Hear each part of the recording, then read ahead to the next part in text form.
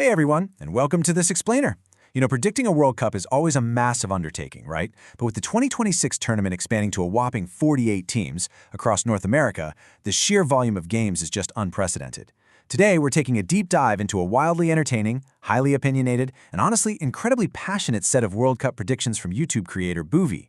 Let's explore his sprawling, kind of chaotic bracket that's packed with bold claims, tactical theories, and, as you'll see, some serious hyperbole. Okay, let's dive into exactly how we're breaking this down. First up, predicting the next World Cup. Second, group stage shocks and favorites. Third, navigating the knockout stages. Fourth, the semi-final heavyweights. And finally, crowning the 2026 champion. All right, kicking things off with Section 1, predicting the next World Cup. Now, setting up a 48-team bracket is incredibly tough. It requires mapping out not just the usual football powerhouses, but a whole new tier of international competitors finally getting their shot on the global stage. But what immediately jumps out here is this creator's absolute, unwavering confidence. He literally kicks off his analysis with the bold thesis that he is getting this entire bracket, quote, 100% spot on. I mean, there is zero hesitation here. He is fully backing his football knowledge right from the very first whistle. Moving right along to Section 2, Group Stage Shocks and Favorites. So while the expanded format means a lot of the big hitters are going to easily advance, the creator spots some wild narratives developing really early on. Just take a look at his exact picks for Group C.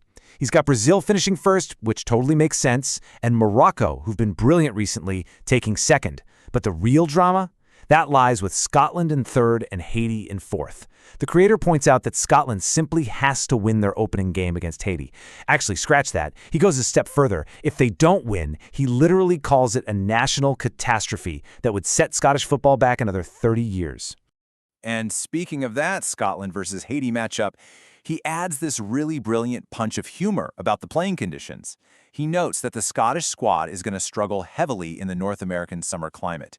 He jokes they won't just need factor 50 sunscreen out there. They are going to need factor 1,000 just to survive the heat.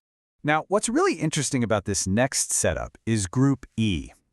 He comfortably backs Germany to win the group under manager Julian Nagelsmann, totally brushing aside their recent poor tournament success. Then he has Ecuador finishing a close second. But I want to draw your attention to the bottom team there, Curaçao. For the creator, this expanded format allows for pure football romance. He states that if Curaçao manages to score even a single goal, or pick up a point, or, no way, actually secure a win against any of these established countries, it would be a modern fairy tale beyond belief. It's a great reminder of the pure joy smaller nations bring to the World Cup stage. Across the rest of the groups, he just fires off these major, rapid-fire predictions. He thinks co-hosts Canada might heavily struggle on home soil. He jokes that it'll literally be a national holiday in Sydney if Australia so much as scores a single goal. He also raises some serious questions about Argentina's aging defensive line, tells us to watch out for Senegal as a massive dark horse, and interestingly predicts that Norway's long absence from tournament football is going to completely shock their system, even with superstars like Haaland and Odegaard on the pitch. Shifting gears to Section 3, navigating the knockout stages. The round of 16 is where we really separate the contenders from the tourists. Here, he predicts a massive clash between Germany and co-host America. And he doesn't hold back on the historical weight here, colorfully claiming this fixture hasn't been this juicy since 1945. Ultimately, though, he backs the European powerhouse, predicting Germany is going to eliminate the Americans right on their own turf. Then we have Brazil taking on Japan. Now, the creator completely acknowledges that 9 times out of 10, Brazil should easily cruise through this match. However, he specifically flags this exact fixture as one you absolutely have to watch for a potential massive upset. Japan's tactical discipline makes them a really tricky opponent, though in the end, he still barely gives the edge to Brazil to advance. Another massive knockout prediction is England facing Mexico. The creator absolutely dreads this matchup for England. He calls it a horrible fixture, played in horrible North American altitude against a fiercely hostile crowd. But he uses this as a sort of crucible test. He argues that if these highly paid English club players can't survive a gritty away day against Mexico, well, they don't deserve to win the World Cup anyway. So he picks England to survive the test. Moving right into Section 4, the semi-final heavyweights. By the time we hit the quarterfinals, those romantic fairy tales, they're gone. The creator sets up two absolutely legendary clashes between the elite remaining teams. On one side, Brazil faces England, with the creator surprisingly backing England to pull off the victory. And on the other side of the bracket, he sets up a match football fans have debated for literally over a decade: Argentina versus Portugal. And it's the ultimate cliffhanger, isn't it? How does the creator resolve this historic rivalry on the biggest stage possible? I mean, who wins the ultimate Messi versus Ronaldo debate when it's do or die in a World Cup quarterfinal? Well, for the creator, the answer is totally definitive. Argentina advances.